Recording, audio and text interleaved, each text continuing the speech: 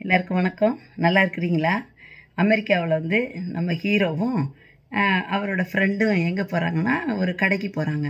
கடையில் போய் ஜாமான்லாம் வாங்கிட்டு வெளியில் வரும் பொழுது ஃப்ரெண்டு சொல்கிறாரு, ஏங்க பார் கடைக்காரவங்களுக்கு தெரியாமல் நான் ஒரு 3 சாக்லேட் பாரை தூக்கிட்டேன் அப்படின்னு சொல்கிறாரு. உடனே நம்ம ஹீரோவுக்கு கோவம் வந்துருச்சு. ஒரு என்ன நம்ம இருந்து நமக்கே தெரியாமல் இந்த வேலையை காட்டிட்டியா, இரு உன்னை பேசிக்கிறேன் அப்படின்னு சொல்லிட்டு, சரி நீ திருடிட்டு வந்துட்ட, ரைட்டு, உண்மையான திருட்டுனா என்னன்னு காட்டுட்டுமா அப்படின்னு சொல்லி கேட்குறாரு. ஓகே காட்டு பார்க்கலாம் சொல்லிட்டு, சரி வா திருப்பி கடைக்குள்ளே போகலாம் அப்படின்னு நேராக ஓனர்கிட்ட போகிறாரு. ஓனர்கிட்ட போயிட்டு, நான் வந்து உங்களுக்கு ஒரு மேஜிக் செஞ்சு காட்டுட்டுமாங்கிறாரு. ஓ தாராளமாக செஞ்சு காட்டுங்களேன் அப்படிங்கிற. உடனே ஒரு சாக்லேட் எடுத்து பிரித்து சாப்பிட்றாரு. திருப்பி 2வது சாக்லேட் எடுக்கிறாரு, பிரித்து சாப்பிட்றாரு. திருப்பி 3வது சாக்லேட்டை எடுத்து பிரித்து சாப்பிட்டுட்டாரு. இப்போ வந்து ஓனர் கேட்குறாரு, சாக்லேட்லாம் சாப்பிட்டீங்க, இதில் என்ன மேஜிக் இருக்குன்னு. இப்போ தான் மேஜிக்கே இருக்குது. இப்போ நான் 3 சாக்லேட் சாப்பிட்டதை பார்த்தீங்களா? ஆமாம் பார்த்தேன்.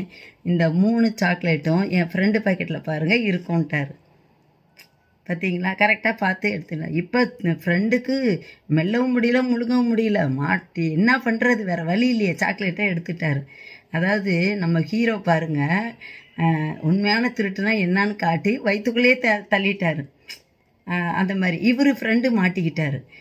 இதை பார்த்து நம்ம இது மாதிரி செய்யுங்கன்னு சொல்லலை.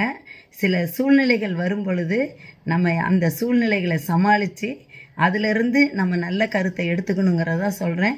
இதில் திருடவும் கூடாது, திருடுறதும் தப்பு. உண்மையிலே நம்ம ஹீரோ என்ன செய்யணும்னா, சாப்பிட்ட சாக்லேட்டுக்குள்ளே காசை கொடுத்துடணும், அதுதான் நல்லது. நம்ம எங்கே போனாலும் இது மாதிரி நேர்மையாக மற்றவங்களையும் தவறு செய்ய விடக்கூடாது. நம்மளும் தவறு செய்யாமல் இருந்தோம்னா வாழ்க்கையில் கண்டிப்பாக முன்னேறலாம். எல்லாத்துக்கும் வாழ்த்துக்கள். நன்றி, வணக்கம்.